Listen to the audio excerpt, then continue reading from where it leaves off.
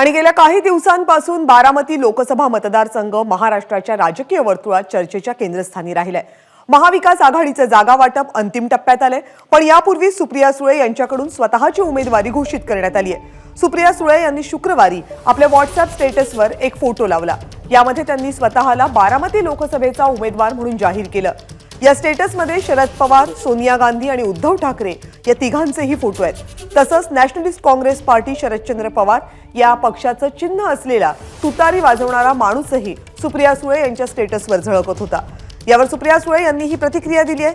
राष्ट्रवादी आणि इंडिया आघाडीकडे मला बारामतीची उमेदवारी देण्याची मी विनंती केली आहे। मी बारामतीमधून लढण्यासाठी इच्छुक आहे, असं सुप्रिया सुळे म्हणाले।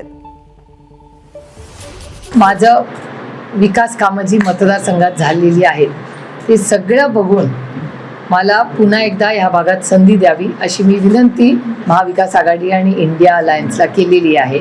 आणि मायबाप जनतेनेही मला संधी द्यावी एवढाच त्याच्या मागचा उद्देश आहे। आणि यावेळीच माझं चिन्ह हे बदललेलं आहे।